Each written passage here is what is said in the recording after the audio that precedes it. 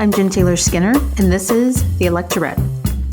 In this episode, raising a Black boy not to be afraid.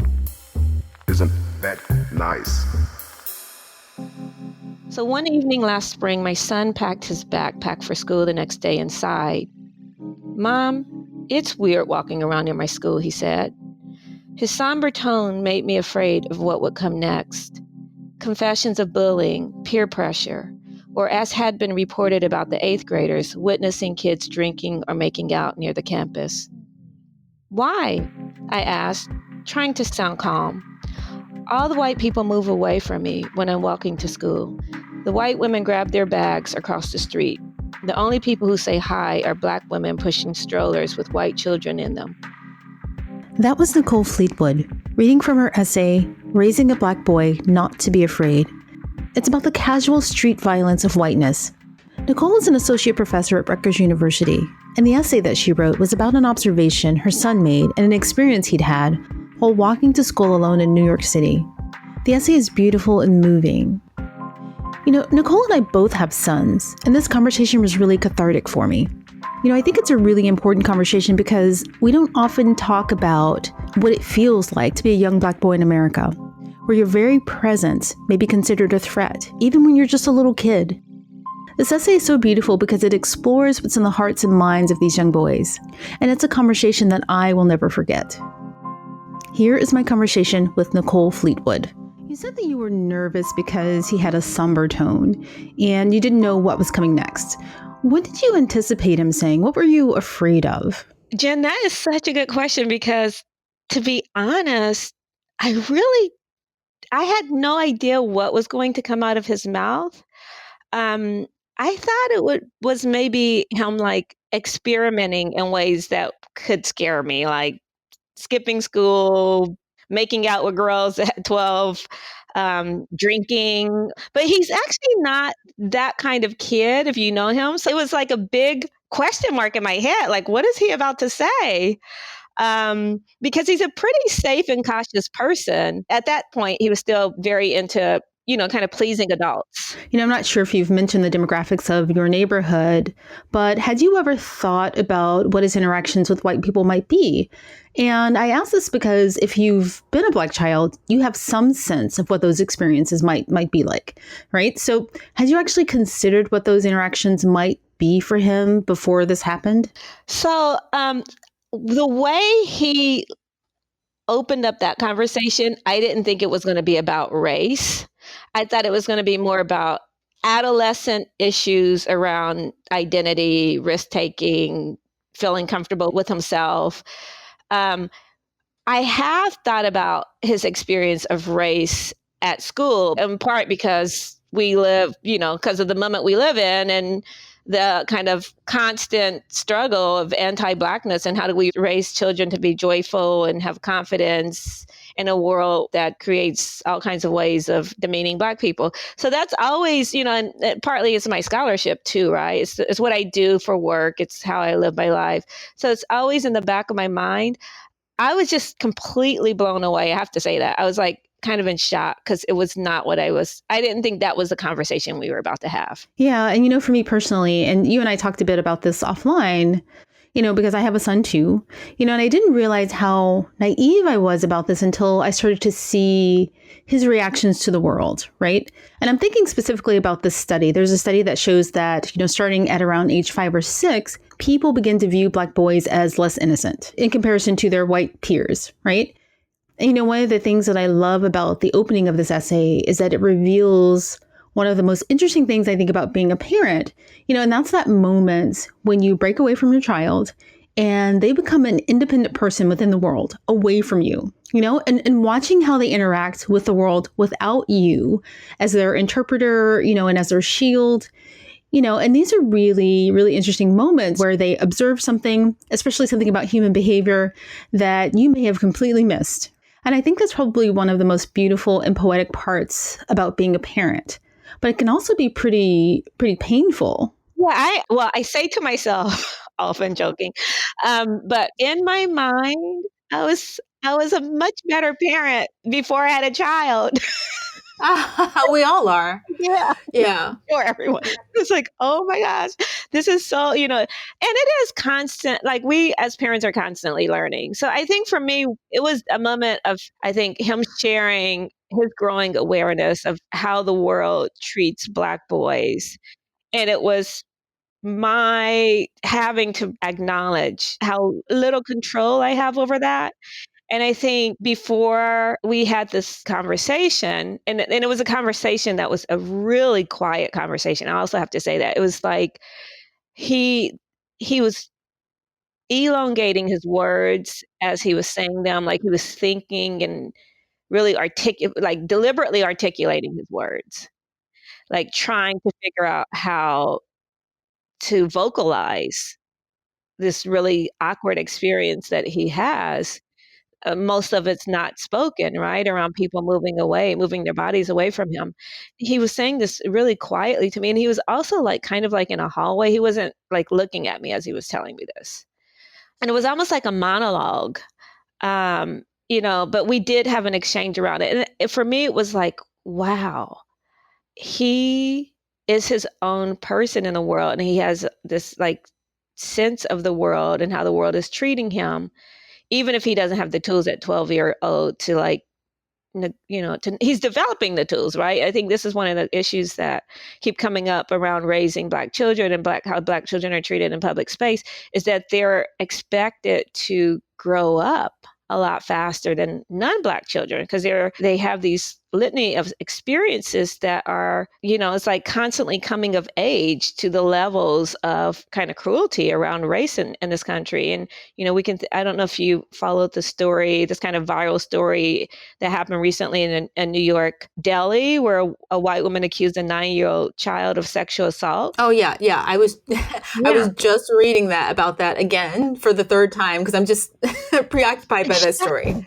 Right. And that this 9-year-old has to even kind of figure out what sexual assault means, right? Like I'm not saying that he's completely clueless to that, but just like that in itself, that concept is quite, like something that as a child, how do you even understand what's happening right around that, right? And your relationship to the body and stuff. So I think that for me, it was like, wow, he was able to put into words a lot of nuances of what it means to grow up in a Black boy's body and be perceived not through the love and affection that he's experienced most of his life, being supervised by his parents, his family, and even in school settings. I mean, we've been pretty fortunate to have generally in school settings that have been really loving. I mean, I mentioned this kind of experience that he had at Montessori school. After that, his father and I have been very deliberate, like really intentional about what kind of schools he's in and what kind of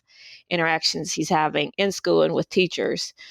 So we've been fortunate to have teachers who have a racial consciousness, a real commitment to children. But there's these spaces, right, where there's no adult around who has their best interest in mind. I think that was his first time realizing, many adults I interact with on a day-to-day basis, they could not only could they care less about me, in fact they would prefer that I not be here, that I not, walk on these streets on my way to school. And it was shocking. I don't mean it's not naive. I think I was also just moved by his ability to talk about it with such nuance. Something you said just struck me, something that I hadn't actually planned to talk about or ask you about, but it's about their awareness of people not wanting them around, right? Children's awareness of people who don't want them around. My son, he's actually 7 now, but for him, that awareness came at a really young age. He was about 6, right? Or even younger. And I want to backtrack for a second and comment on your son's school setting and point out, how fortunate you are to have that environment because, of course, disparities in school disciplines for Black boys is huge, right? There's a huge gap in disparity. Huge. So, I think you're very lucky to have not had those experiences in school already because, we have. And, I remember when he was about 6 years old, my son was about 6 years old, him saying, on the way to school about one of his teachers, I think that she would be happier if I were not here. And hearing that from someone so small, from this little body and the sadness in his voice, he was barely 6, actually. He was barely 6. And it was heartbreaking. Wow. At 6? 6 years old. And I mean, schools are such harsh places where I think for Black boys and Black girls. And what I want to say is that even though I say we've been fortunate with the teachers we have, my son all around him sees things happening in schools that are for him shocking. I mean, I think he's been labeled a good kid, but his status as a good kid often I think inside the school is used to then he's held up in a way that he doesn't like to be held up as an example that other students should follow. Right. Yeah. A couple of friends and Black male friends who are really vocal and very assertive around their own sense of racial consciousness. One is just a brilliant kid who was in a kind of gifted program with my son and got some opportunity to get like a free tuition at one of the elite private schools here in New York. And not one teacher, this is in his elementary, not one teacher in that school, that most of the teachers were white, would write a letter of recommendation for him. So his parents had to turn down that scholarship. Well, that's heartbreaking. Not one, because he was so vocal about things that he thought were unfair in school, or exclusions of Black history from class, and this at the 4th, 5th grade. Why of all things would that be punished, right? He has this heightened sense of consciousness around race and justice. And I mean, if anything, that's not only a testament to his giftedness, but to his emotional intelligence. To punish him for that and to deny him an opportunity to grow further because his questioning makes you uncomfortable, that's crazy. It's insane. And it's kind of cruel.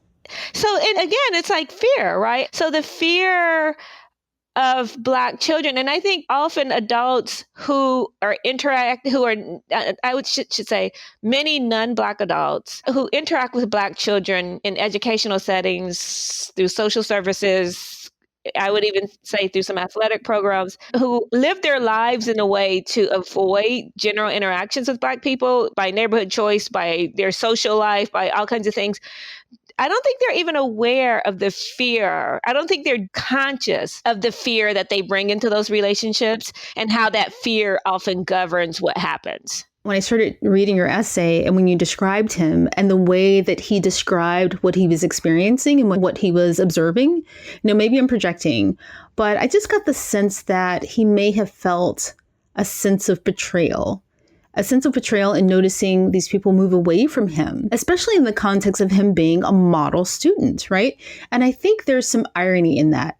So in school, in the context where he can be judged by his schoolwork, by him turning in his homework or how well he pays attention in class. And the response to him is, supportive and warm because he's behaving in a way that they deem to be non-challenging and non-threatening. And, just because he's a good student.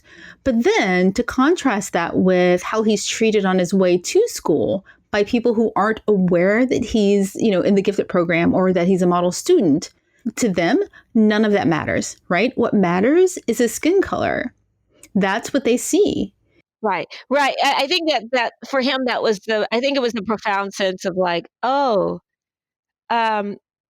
this idea of character building and doing well in school, how far does this really go, right? In terms of like determining my life outcomes. His dad often says, you don't have to try to be like so good, kind of encouraging him to like, it's okay to make mistakes, sometimes get in trouble and things like that, because his father's fear is that if he tries to walk too straight of a line in a very anti-Black world, right, that he'll never have space to actually find out who he is and to explore if he's super rule bound, right? So it's also like, which kids get the right to break rules and be okay?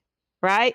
Like his just like trying to do well and do the right thing is enough to kind of endanger him or make him feel like unwelcome on his way to school and be just considered a kid doing those things. I'm not saying that we don't have, Black children having fun in space, but like the way that gets interpreted within kind of a dominant white culture is often as unruly, as unparented, as all these other things, right? So I think there's a fine line, or not even a fine line. I think it's just like a really complex negotiation around like being able to be joyful, playful, unworried, unburdened by all these attitudes and ideas that are thrown on your body. My son is very self-composed. That's for him not, I don't think, so much about performing for white or black or adults, but he has a lot of integrity and sense of self, right? So I think that for him it's also jarring when he sees people act unkind or just be rude, or like he'll even say sometimes under his breath, "savages," when he sees. So I think part of it is his own growing sense of self. And then seeing people who are behaving in what he would consider an uncivil way, right? Like these adults who are treating him in uncivil ways. For him, I think there was also a bit of a critique. It's just a lament, it's pain, it's heartbreaking for him, but it's also like a critique that these people are treating him that way. I was working with Garnett Cardigan on my essay. Garnett is a wonderful essayist and a teacher who wrote an essay called Walking While Black. And I shared my earlier draft of this essay with him, and it spoke to a lot of the things that he thinks about. Like he does work through essay writing and through workshops and lecturing about race and cities, and just like the space of cities and how people occupy that space. And so it was really great working with him on this essay, and also like his own kind of coming of age story around walking in these different cities from Jamaica to the US, and how his experience as a Black man or a Black teen changes from like Jamaica to New Orleans to New York.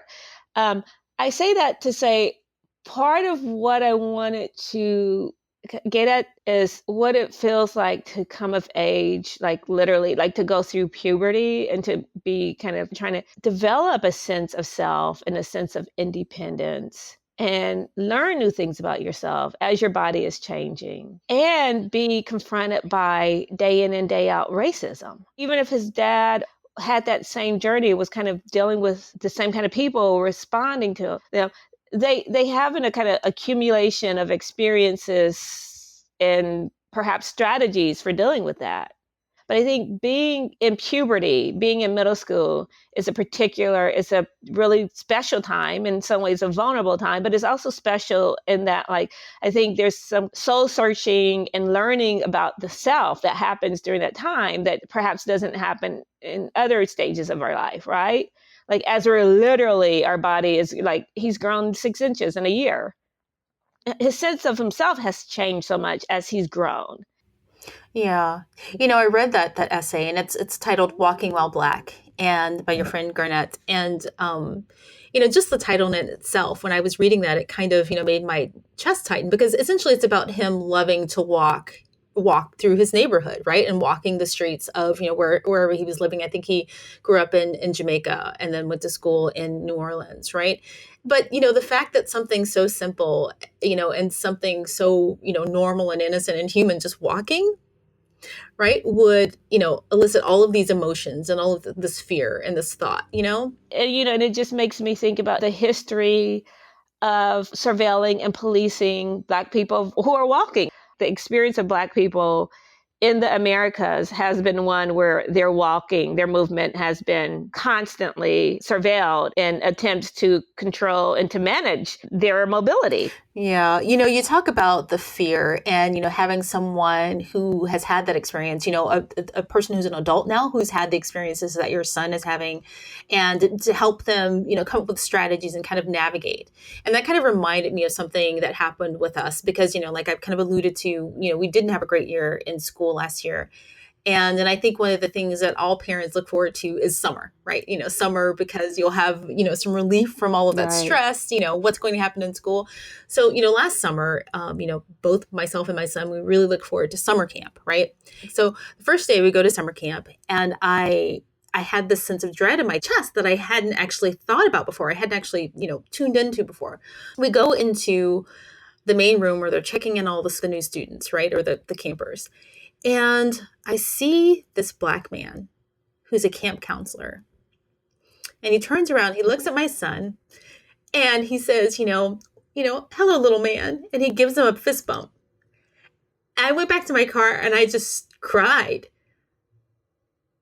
Because I knew that there was going to be someone there with him all summer to be there as a translator for other people about, his behavior and who would be there for him. And I felt that, okay, we'll have a few months, he'll be fine. And I don't have to worry so much. And where he's seen, right? I mean, where he's seen as a person and not just as a skin color or, as a Black boy, right? I think as a parent, when you see others recognize your child for who they are as a child, their own individuality, their shortcomings, who they are as a complex person, especially as a parent of a Black child, it is so moving, right? To have people recognize your child. And I mean, so I'm touched hearing you share that, because I've had that experience where someone has recognized him and given him a lot of love and affection, and it's transformed him. One of the things I wanted to ask you about this experience was whether you'd had conversations with any of the white mothers in your group or in your school, because I've always been curious about this and whether they were aware of the fact that one of the primary things that differentiates our parental fears, all mothers, all parents carry fears around, for their children. But this is unique. This is a type of fear that is unique to mothers of Black and brown children. And I say mothers of Black and brown children because there are some mothers, parents of, Black and brown children who are not Black and brown themselves, right? But one of the things that I think that they often take for granted is the amount of fear that we carry for our children around this issue, this additional burden that, they don't have to carry. For me, and this may be hyperbolic, but for me, the stories and experiences of, boys like Tamir Rice or even Emmett Till, they live in my body all the time. Even if I'm not consciously thinking of those stories, yes, those stories are imprinted on me, and I carry them and I carry that fear with me all the time, even if I'm not conscious of it. It's an additional burden beyond, will my child get good grades, or will he be bullied, or, school shootings, now we have to worry about school shootings, right? But this additional burden of how will racism affect my child today? Will racism get my child killed even? Yes. It's not something that other parents have to think about. And it's, it's a hell of a burden. Jen, one of the things I would like to share with you is about writing this piece. I wrote it over about a year and a half. After my son initially told me about these experiences, I started jotting it down, and I did reach out to friends, and I kind of said verbatim. I kind of wrote friends letters and emails, and I said verbatim what he said, and and they were all just so upset because they know him and they love him, and most of them were Black or people of color. There were a few white people, but they all are really thoughtful and knowledgeable around issues around race. Many of them are professors, but they all felt taken aback. Am I being naive? I can't believe this is happening to him already. So I think there is something about our experience of race, even though we're really familiar with the pains of it, when it occurs, it still feels, it's so wounding. It feels new, and it kind of it shocks us. One of my students told me about asking for the time at a train station. His phone had died, and he wanted to make sure and he asked a man who was standing in front of him, and the man didn't respond. And he said, "Excuse me, sir, do you mind telling me the time?" And the man said, "I heard you the first time, N-word." And we know that people say that all the time, but when it happens, it's still I mean, I think that's part of the brutality of racism. It hurts no matter how many times this happened, it hurts. It's wounding. It's, which is why I love what Claudia Rankine says in The Condition of Life, of Black Life is One of Mourning, where she says, we mourn in real time. People talk about delayed mourning or mourning years later when something terrible happens. No, we're mourning as we're living. I want to talk a bit about the fear, right? Because, like I alluded to earlier, that I think one of the burdens that, mothers of white children don't have necessarily or don't realize is that how much we fear their fear, because their fear sometimes it means death for our children. Like when you to think in the worst terms, like Tamir Rice and Emmett Till. And I had, to bookend that experience I was talking about with, my kid's year in school. And at the beginning of the school year, he was just 5, right?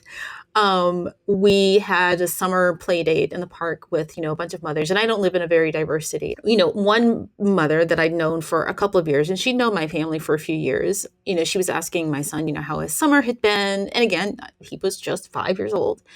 And he was talking about what a great time he had at the water park with his other friends, and they had their guns and they were shooting each other at the water park. And, and I looked over and she was clutching her chest as if there was like these imaginary pearls there. And she was like, oh my, not a real gun. And I was so angry and just dumbfounded by the absurdity of that, right? Like, it's just, he was talking about a water park. Of course there are water guns. He's 5. Wow. And she'd known us for years. Wow. And I remember I took several photos of him that day because he had a new hat. He was becoming self-conscious and he wanted to look at himself, in his new hat. And the hat said, something like, I love ice cream. And I just thought, how, and it was just so, there's so much clarity in that moment for me about how we see our children and how they often see our children. Yeah. I mean, I think this is the day in, day out of Black parenting, right? I mean, I think it is the day in, day out of Black parenting, and also people who are like involved in forms of community parenting. I think for my son, part of what was alarming for him with seeing, oh, this is how white people think about Black children, is we have been basically in the same neighborhood for his life. And he walks a few blocks where on his way to the subway, where so many people recognize him and they say hi. Even the crossing guard, like that level of kind of community engagement and involvement with primarily Black and Latino children who are going to and from school. And then moving into just a mile away, maybe a mile and a half away, but a very different demographic. And where that demographic actually also has a sense of community and a sense of parenting, but it's one that is about community parenting and looking out primarily for white children. And it might not be to the same level of involvement. I am convinced that the people who live in the neighborhood around his school have an idea of community and neighborhood, but it's one where my son stands out. Can you talk a bit about that? Because you mentioned in the essay, you talk about the climate in the school district, right? And there was something that happened a few years ago where they were making some changes to the admissions policy of a certain school, right? And they wanted to make the school district more diverse. And you kind of describe what happened there. Can you talk a bit about that? Right. So that was that was like last spring. And so the district is one of the most segregated districts in New York City, which has some of the most segregated schools in the country. I should say racially segregated and class segregated. These admissions process that involves a bit of school choice. The school choice process is one that actually just heightened segregation, where parents with money, largely white and some Asian parents, will do a lot of test prep for children to do well on certain admissions tests or state tests that will make it easier for them to get into the schools that are the choicest schools. So there's been a group of progressive educators trying to shake that up and saying that all of these schools in the district also have to accept certain students who don't test so well or something like this. And the parents, primarily white parents on the Upper West Side, were the ones who were protesting this. And not all of them, but there was definitely a core and very vocal group completely opposed to this and saw that it was basically giving, quote, undeserving children spots in better public schools. So there's so much in it that I find problematic. One is the idea of what is public and what's the public school. And I don't think public schools are schools that should be so selecting that they're not educating the public, right? So that they're actually just like choosing the students who have the highest test scores. And the test scores are also a measure of class status. Some progressive educators were really trying to change that, the admissions process, to create more diversity in all the schools. But the opposition of vocal and affluent white parents, it was so palpable and so loud and so offensive, actually, that some of the principals said, this is offensive because you're saying that children from under-resourced schools or neighborhoods that don't have as much money don't deserve to be in the best public schools in New York City, and just called them out on that level of, class-based and race-based exclusion.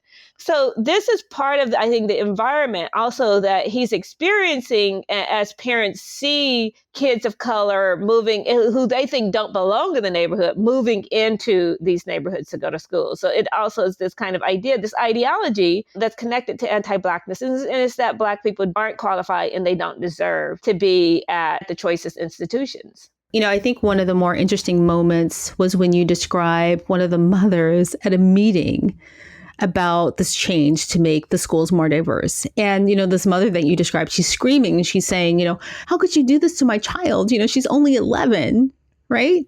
And the absurdity of the idea that the mere existence of Black and brown children would lessen their educational experience to the degree that she thinks the entire school experience is ruined or tainted and that, it will no longer have value. Not to mention the fact that, these are public schools and, these parents have essentially paid for better test scores to get their kids into these schools. So who's to say without the money poured into test prep that these kids would be at the same level as the kids that they're trying to keep out? I totally agree with you. Exactly.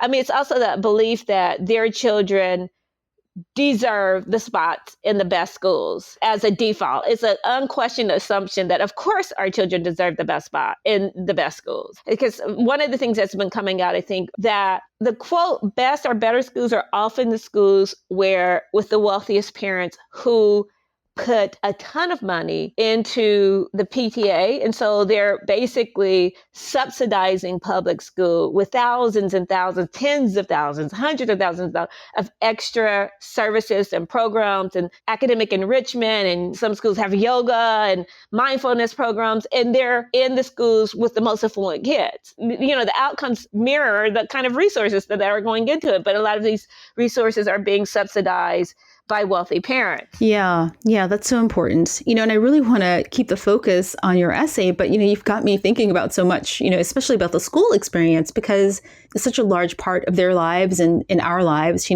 especially how they're perceived and how they interact with teachers and school staff. One of the things that was so heartbreaking for me in our experience, and this is a hard thing for me to admit, and one that I had to face and change, frankly. But I noticed that because of my expectations of how my son might be perceived by his teachers, that I started to change my behavior towards him. I had higher expectations of his behavior out of fear of the reaction from other people, that their reactions might be worse. But, doing that does not allow these kids to be just kids, right? And to be who they are. And it's not the kids, it's not their fault. It's the people who are unfairly judging them. So as soon as I recognized that in myself, I just did a hard pivot. I did not want the relationship with my child to be tainted by the unfair and prejudicial treatment from other people. That's so, it's intense for me to hear you say that. I think parenting is a series of tiny heartbreaks. I don't mean to sound pessimistic, but right, like it is like no, you're it's right. Constantly like you're like, like, I mean, of course, there's lots of great things that come out of it, and you love your child, but there's so many heartbreaks in parenting. It's also like deeply psychological, these like really complex psychological relationships that we're having with our child, with people who are interacting with their child. The entanglements are so intense, and I think, and they're so all consuming. Parenting is all consuming, So back to your essay, because the ending is really beautiful. You described this moment where the two of you were walking home from school and you spotted a police officer who had stopped a Black man and he was questioning him. And your son stopped until he was assured that, this man was safe, that the Black man was safe. He was, watching guard in a sense, and, he's still a child, but the fact that he would be burdened with those worries and that he has such a sense of, awareness and responsibility for others, it's really sad and poetic. Can you talk a bit about that moment? Thank you. I mean, I was trying to get at the inevitability of that. Like, he's growing, and and I want him to live a long, healthy, happy, amazing life. And his growing is also with our shared awareness that he's growing in a world where there's a lot at stake and a lot of ways that things could go very wrong for a Black boy. That's the world he's growing into, a world where there are so many, I don't want to use the word pitfalls, but just so many ways that things could go terribly wrong for a Black boy or Black man. The recent murder in Dallas of a Black man in his home by a white police officer who said she thought she was walking into her own apartment, a white woman, and she killed this Black man. And there was a New York Times profile about it, and it was about how the parents had raised him to avoid encounters with the police. They were so deliberate about raising this child to not have confrontations or to have as little interaction as possible with the police. And he's killed in his home by a police officer. So, like, that's the world that my son is coming of age in, and not just my son, but millions of others, right? And that is, again, like Claudia Rankine saying that we mourn in real time, but we also have created these amazing strategies of surviving. And I do think part of it is like really believing in the power of like public love and recognition. The thing that keeps me from going completely insane is like believing that there are people along the way, along his route, who do love him, who do love the idea of children, who love children broadly, who care. I mean, I think we can all participate in making the world like just like, I don't mean it as a Pollyanna at all. It is like a deliberate everyday practice that like, that's somebody's child on the street. I want to acknowledge that child. If that child needs help, if someone's lost, you know what I mean? Just like that kind of collective care that we all have to participate in it. Yeah, well, it's not Pollyanna at all. It's actually, on some levels, it's self-preservation. Yeah, we have to like have some ethics and practices of collective care. And I think especially around children. So what impact has your writing and sharing this essay, what impact has it had on yourself, on your son, on your dynamics with your community, between your son and, his relationship to the community? But it's been really, I think, rewarding. I've gotten a lot of really powerful messages from people. And I also want to tell you this. I shared the essay with the administrators and faculty at his school. And I said he wanted to remain anonymous. And I've gotten incredibly moving messages. So a lot of educators have actually been reposting and sharing this. I thought about it as a parent, but I was like, oh, yeah, of course this would speak really to educators too, because it's thinking about what a child brings into the room before they even get to the room, right? Jen, I must tell you, and is that writing it, so I wrote over like a year and a half, and I just like started just trying to get some feedback from friends about like how to handle this. And I did feel like a failure. I was like, I haven't set him up well for this. And they felt as helpless as I did around it. I mean, they gave me some thought. They mirrored my sense of helplessness and of mourning. And so I put it down and I would go back to it. When his Spanish teacher shared that poem with me during a parent-teacher meeting, I said to my son, I've been trying to write about this too. And he's like, oh, you have? And he was really curious. But then when I sat down this summer, I was like, I'm going to do this summer. I'm just going to finish this because I didn't want to just internalize it. So I started to like, okay, I'm going to finish this essay and I'm going to share it. And my biggest fear was that it would feel wounding to my son. And I would cry as I was writing it. And I am not generally someone who cries a lot, but every time I would sit down for a writing session, when I'd stop, I would be crying, like really, really, really upset. And just all the fear that I have for him moving forward would come out on the pages for me. And also my desire to not like hover or to like, like to also give him space to have his own experiences, right? And then when I felt ready to share it with him, I read it to him like a bedtime story. And I said, I want to read something to you. And I didn't tell him what I was going to read. And I read it. And then when I finished, he got out of bed and he gave me a hug. He said, Mom, I love you. Thank you for writing it. And his only request was that I didn't use his name. But I could tell it was so important for him to have his experience legitimated. Yeah. Why did you fear that it would be wounding to him? I just felt like it would make him, because he's such a self-conscious early teen. He doesn't like too much I felt like he doesn't like too much of a spotlight on him. He doesn't like too much attention. It's like this kind of weird, like, just give me space to kind of like figure out who I am. And it's, this a really tender experience that he had of basically feeling day in, day out rejection. Yeah, I was afraid that he would feel like it was reproducing the feelings of pain instead of what I wanted it to be, which is like a hug, like letting him know how much I love him and how I'm available to support him in any way I can. And we both know that there are limits to how much I can support him.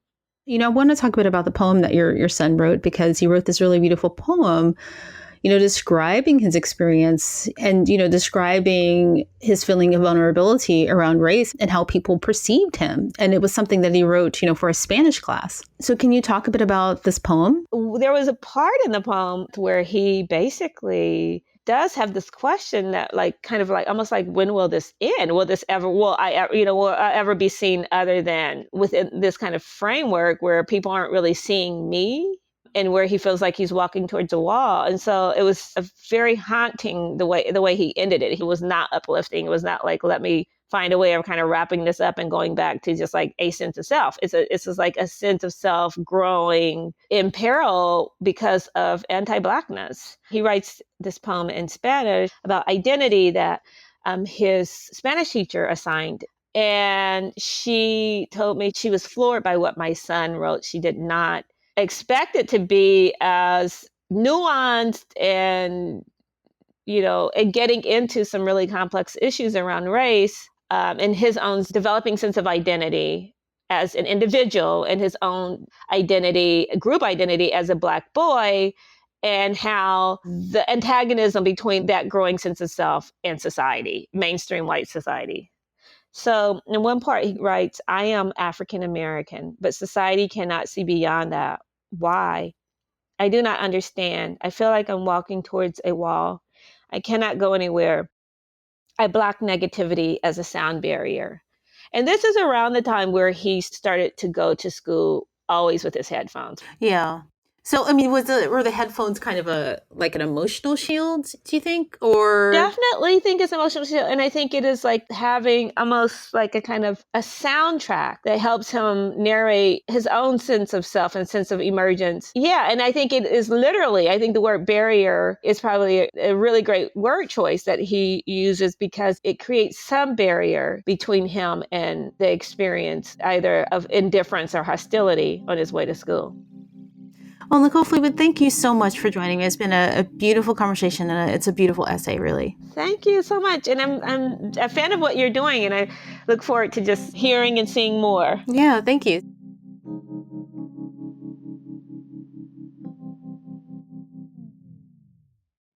Thank you so much for listening. I hope you enjoyed this episode.